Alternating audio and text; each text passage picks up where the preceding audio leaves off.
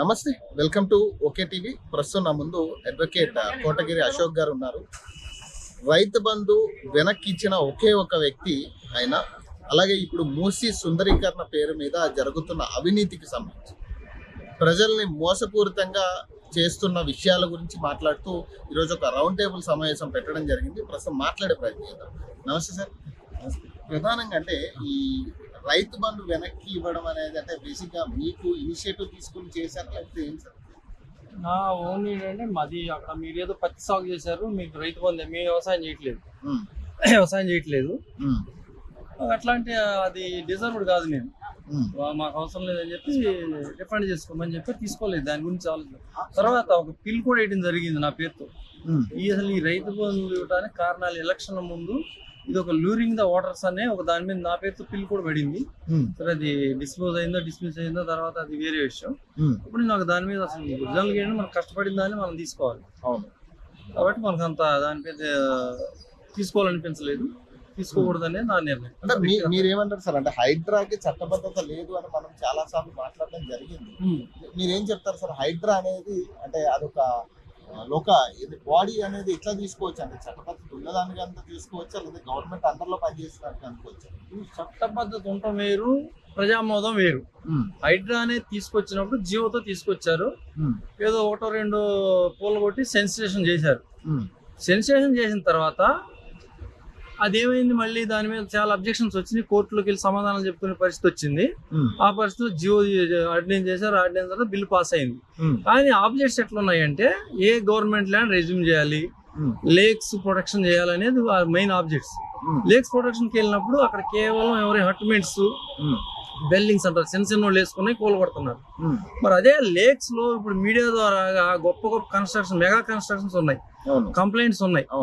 వాళ్ళకేమో ఒక నోటీస్ ఇచ్చి వాళ్ళకి కోర్టుకి వెళ్ళి స్టే తెచ్చుకోవడానికి అవకాశాలు ఇచ్చినట్టు కనపడుతుంది. మరి పేదవాళ్ళకేమో తెల్లవారుజామునే ఉరిశిక్ష, తెల్లవారుజామునే కూలగొట్టేయడం, రేకు డబ్బాలు కాదు ఈజీ జేసీ పెట్టి తోసి పారేస్తున్నారు.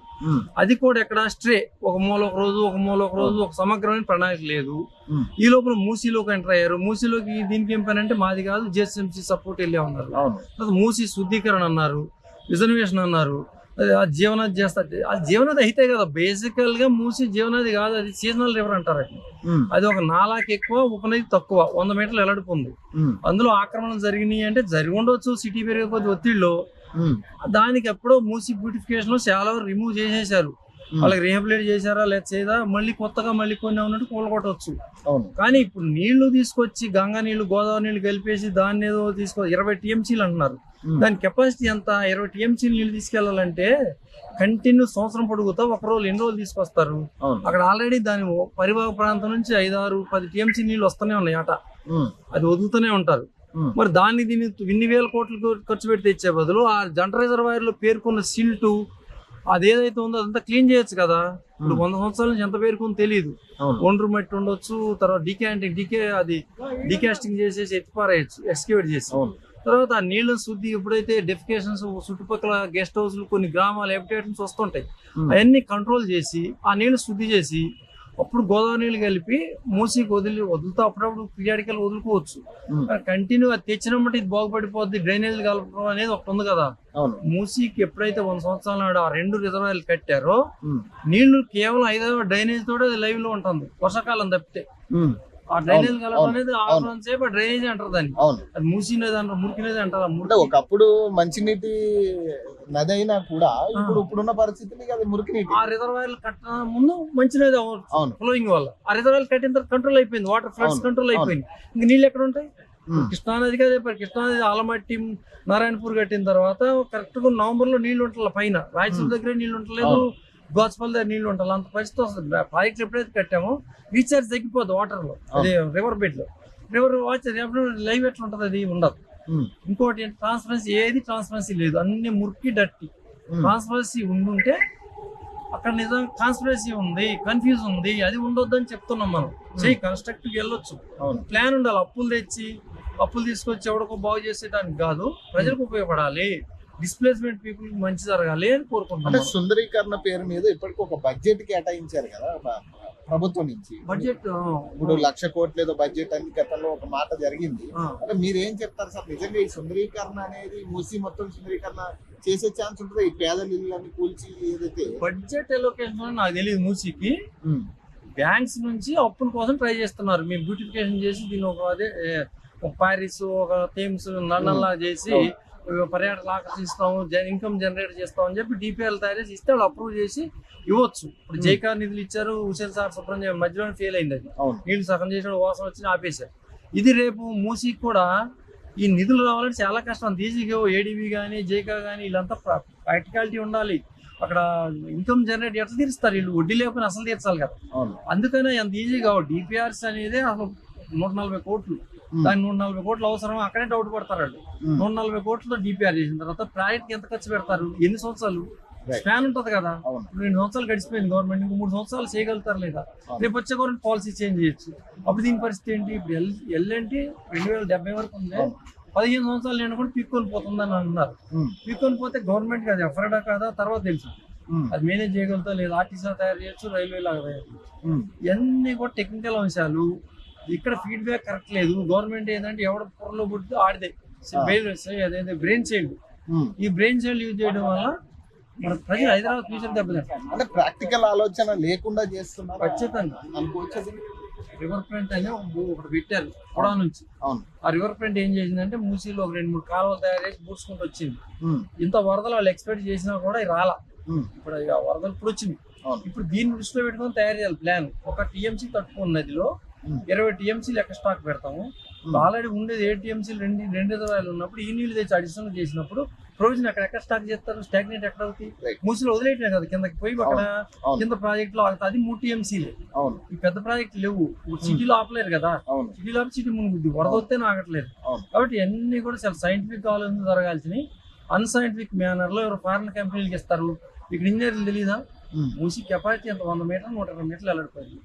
దాంట్లో ఒక టీఎంసీ వెళ్ళాలంటే 24 గంటలు వెళ్ళాల్సిన మీరు అది 24 గంటలు కాదు 36 గంటల బయటకు వెళ్తాం. ఎందుకంటే స్టాగ్నేట్ అవుతుంది. ఇవన్నీ చూసుకోవాలి. ప్రాక్టికాలిటీ చూసి ప్రాక్టికల్ మ్యాట్రిక్స్ తీసుకొని ఆ వాటర్ లెక్కలు 100 సంవత్సరాల కిందటే మనం ఎంతసేపు 8 గురించి మాట్లాడుతున్నాం. 8 ముందు దాని పరిస్థితి ఏంటి? ఎప్పుడు వరద రాలేదంటే ఆ 8లో వచ్చింది అంటున్నారు. అంతకుముందు నెలలో నీళ్ళు లేనట్టే కదా. అందుకని ఇప్పుడు మళ్ళీ మనం నీళ్ళు కొత్తగా తీసుకొని రిజర్వేట్ చేసేదానికంటే ఉన్న నీళ్ళు వినియోగించుకోవాలి. అంటే ఈ కొత్తగా గేట్లు ఎత్తడం అనేది కూడా అంటే అవసరానికి మించి గేట్లు ఎత్తారు అనేది మనం అంతే కదా. 3 టీఎంసీలే వదిలింది వీళ్ళు. అది 7 టీఎంసీలు కెపాసిటీ, 2 రిజర్వాయర్లు, 3 టీఎంసీలు వదిలేరు వీళ్ళు. 3 టీఎంసీలు తట్టుకోలేకపోతుంది. అంటే ఎందుకు అంటే అవసరానికి మించి ఎందుకు గేట్లు ఎత్తాల్సిన పరిస్థితులు వచ్చి ఇదే టెస్ట్ ట్రైల్లోనే చేశారేమో. ట్రైల్ ఇప్పుడు వీడియోలు చూద్దాం కొట్టుకుపోదా లేదా, ఏ ఏరియాలు కొట్టుకుపోదా చూస్తే ముందు ఎంజీబీఎస్ మీదే పడినాయి. అసలు మరి ముందు ప్రజలు ఇబ్బంది కదా. ప్రజలు ఇబ్బంది కాదు, ముందు ఎంజీబీఎస్ ఎవరిది? ఆర్టీసీది కదా. బస్సులు కొట్టుకోవచ్చు, డ్రైవర్లు కొట్టుకోవచ్చు, అది గవర్నమెంట్ కి నష్టం. గవర్నమెంట్ ఆలోచన మైండ్ అప్లికేషన్ ఆఫ్ మైండ్ లేదు, ఒక కోఆర్డినేషన్ లేదు. ఆ గేట్లు ఎవరి కంట్రోల్లో ఉన్నాయి? జలమండలో ఉన్నాయి. ఇది ఎవరి కంట్రోల్లో ఉంది? బస్ స్టాండ్ ఆర్టీసీ కంట్రోల్లో ఉంది. మధ్యలో చుట్టుపక్కల ప్రాంతాలు జిహెచ్ఎంసీ కంట్రోల్ ఉన్నాయి. ఈ 3 కోఆర్డినేట్ చేసుకోవాలి కదా. ఏమీ లేవు అక్కడ. ప్రీ ప్లాన్డ్ గా జరిగిందంటారు. అంటే గేట్లు ఉండొచ్చు, అన్ఎక్స్పెక్టెడ్ గా ఉండొచ్చు. గేట్లు సార్ అంతే. ఇప్పుడు కొట్టుకుపోని ఏదైతే అది అవుద్ది. కాన్సిక్వెన్స్ తర్వాత కొట్టుకుని బతికిరాడు కదా అడగటానికి. బతుకున్నాం కాబట్టి మనం అడగగలుగుతాం. మనం కొట్టుకోం కానీ నిజంగా ఆడతారు మనం అడుగుతున్నాం. ఇప్పుడు ప్రజలందరూ మాట్లాడలేరు. ఈ సమస్యలన్నీ కూడా ఏంటంటే ఫ్యూచర్, ఇప్పుడు హైదరాబాద్ ఫ్యూచర్ చూస్తున్నామా, అక్కడ ఫ్యూచరా? ఏది ఫ్యూచర్ సిటీ ఫ్యూచరా? అది రియల్ ఎస్టేట్ ఓపెన్ ప్లాట్స్ అమ్మేది. కన్స్ట్రక్షన్ ఎవరు లేడు అక్కడ. ఇప్పుడు అంత క్లియర్ కట్ ఉంది. అది ప్రీ లాంచింగ్ వెంచర్ ఫెయిల్. ఇక్కడే ఫ్లాట్లు అమ్ముడుకోవట్లేదని చెప్తున్నారు. రేపు మళ్ళీ ఉన్నాయి, ఈ రోజు నుంచి మళ్ళీ ఆన్లైన్ లో ఉన్నాయి. అది ఎంతవరకు సేల్ అవుతే చూసి ఇది 20 సంవత్సరాలు సరిపడా ఉన్నాయి ప్రాజెక్టులు అక్కడ. Already finance district, Kokapet, Khanapur ఆ ఏరియాలో మంచిర్యాలలో 20 సంవత్సరాల ప్రాజెక్టులు ఒక బిల్డర్ దగ్గర. అలా అకస్మాత్తుగా వదిలిపెట్టి ఫ్యూచర్ సిటీకి వెళ్తే అది మొత్తం ఎవడో దాని డిమాండ్ పడిపోతుంది. అందుకని ఎవడో బోర్డు వాడు 100 కోట్లకి ఎకరం కొన్నాడు ఉన్నాడు గవర్నమెంట్ దగ్గర. వాడు అక్కడ నుంచి షిఫ్ట్ అయితే కొనేవాడు కూడా ఆలోచిస్తాడు కదా. అవును. అందుకని ఇవన్నీ కూడా చాలా ఉంటాయి రిపర్కషన్స్. అంటే ఈ భూములన్నీ కూడా మళ్ళీ ఏదో ఒక రాజకీయ నాయకుడి చేతిలోకి వెళ్ళే పరిస్థితి ఖచ్చితంగా ఇప్పుడు ఉంటుందా? అవన్నీ ఇతర వెంచర్లు అవన్నీ ఉమ్. ఆ వెంచర్లు మారుకుంటూ వచ్చినాయి. అక్కడ స్మార్ట్ సిటీ పేరుతో కొంత రామేశ్వర కొన్ని కొన్నాడు, అవి కూడా పాత వెంచర్లే. అవును. మళ్ళీ ఇప్పుడు ఇది కూడా ఈ ఫ్యూచర్ సిటీ లో కూడా అదే జరిగింది. అది ఫార్మా సిటీ కూడా ఎక్వైర్ చేసినప్పుడు రియల్ ఎస్టేట్ వెంచర్ లో డబ్బులు తీసుకుని ఉంటారు. అవును. ఇప్పుడు మళ్ళీ వాళ్ళు ఏం చేశారు, ఆ డబ్బులు తీసుకున్నారని చెప్పి రైతులు మిగతా వాళ్ళు కూడా అదే ఇది చేసి అటు చేసి మొత్తం మాయ. అంత ట్రాన్స్పరెన్సీ లేదు అసలు. యాక్ట్ చెప్పేది ఏంటంటే ఫెయిర్ కాంపన్సేషన్, ట్రాన్స్పరెన్సీ. ఈ ట్రాన్స్పరెన్సీ అక్కడ లేదు. Mister the transparency, only transparency and confusion. అసలు మీకు ఒక ప్రభుత్వము అక్కడ ఒక ఇల్లు కట్టే దగ్గర ఏం పర్మిషన్లు ఉన్నాయని చెప్పి ప్రారంభానికి వెళ్ళాలి. అవును. ఒక సిటీ కడుతున్నాం నీ ఇది వేసినప్పుడు పునాది రాయి, మనం ఏం చేస్తున్నాం అక్కడ పోయి దీనికి గ్రీన్ ట్రిబ్యునల్ పర్మిషన్లు ఉన్నాయా, లేదంటే ఇది ఇతర పీసీబీ నుంచి ఉన్నాయా, అసలు ఎన్ని చెట్లు కొట్టేస్తున్నాం, దీంట్లో కోర్టులో కేసులు వేస్తే రేపు పరిస్థితి ఏంటి. కొన్ని గ్రీనరీ ఉంటుంది కదా, తోటలు ఉన్నాయి, ఫారెస్ట్లు ఉన్నాయి, ఇవన్నీ కలిపినప్పుడు 50,000-30,000 ఎకరాలు తీసుకుంటే ఎన్నో చూడాలి. ఏమీ కూడా అక్కడ చెక్ అవినట్టు లేదు. సర్వే చేశారా లేదు తెలియదు. ఎకరాలే అంటున్నారు, ఊర్లు అంటున్నారు. ఇక్కడ ప్రారంభానికి ఒక ముఖ్యం రాష్ట్ర హెడ్స్ వెళ్ళినప్పుడు ఈ పర్మిషన్ తెచ్చి వెళ్తే బాగుండేది. వీళ్ళు తెచ్చినట్టు ఎక్కడ మరి కనపట్టలేదు. అంటే మీ స్టాండ్ ఎలా ఉండబోతుంది సార్ దీని మీద? అంటే దీని మీద అది ఖచ్చితంగా ఇల్లీగల్. ఎందుకంటే ఆ జియోతో ఫార్మసీకి తీసుకోవడం ఇల్లీగల్. యాక్ట్ ఉండగా జియో ఎట్లా చెల్లుద్ది? యాక్ట్ నోటిఫికేషన్ చేయాలి కదా, 24 కింద నష్టపరిహారం చేయాలి కదా. ఇప్పుడు 5 జడ్జెస్ మీద సుప్రీంకోర్టు ఏం చెప్పింది 20లో ఖచ్చితంగా 13 ప్రివైల్, 13 కూడా రెట్రాస్పెక్టివ్ ఎఫెక్ట్ అంది. మరి దాని ప్రకారం ఎవరికైనా ఎక్కువ ఉంది అడిగే హక్కు. ఆ జియో నువ్వు కొట్టేమని అడగొచ్చు. సుప్రీంకోర్టు పోరా? జియో హైకోర్టుగా సుప్రీంకోర్టు పోవచ్చు. అది అన్ని ఉన్నాయి కాబట్టి ఆ స్కోప్ వాడుకుని ఉంటే మేము ఖచ్చితంగా వాళ్ళ తరఫున ఉంటాం. సుందరీకరణ అండ్ ఫ్యూచర్ సిటీ మీద మీ దృష్టి ఉంటుందా, లేదంటే ఓవరాల్ హైడ్రా డిమాలిషింగ్ అనేది ఒక అన్యాయం. అది ఖచ్చితంగా రైతులు, అది డ్వెల్లర్స్ ఎవరైతే ఉన్నారో ఎక్స్పర్ట్స్, వాళ్ళు ఏ రకంగా ఫైట్ చేస్తారో కోర్టు కేసు వాళ్ళు వేసుకుంటున్నారు. అది వీళ్ళందరూ కలెక్ట్ చేయలేము. ఎక్కడంటే అక్కడొకటి గుర్తున్నారు కాబట్టి ఇప్పుడు మూసీ సుందరీకరణ కూడా అట్లాంటిది. ఎవరో ఎంక్రోచ్మెంట్స్ వాళ్ళు తొలగిస్తారు. ఫ్యూచర్ సిటీలో మాత్రం 50 గ్రామాలు ఉన్నాయి. అక్కడ కొంత రిటార్టింగ్ ఉండొచ్చు, రిటాలియేట్ కావచ్చు, రెస్ట్ చేయొచ్చు. జనం చేసినప్పుడు మాలాంటి వాళ్ళ పాత్ర అవసరం అయితే నేను ఖచ్చితంగా అందులో ఇన్వాల్వ్ అవుతాను. ఎందుకంటే నేను రైతు బంధు మీద దీన్ని వాళ్తానా, నాకే వద్దు అనుకున్నా.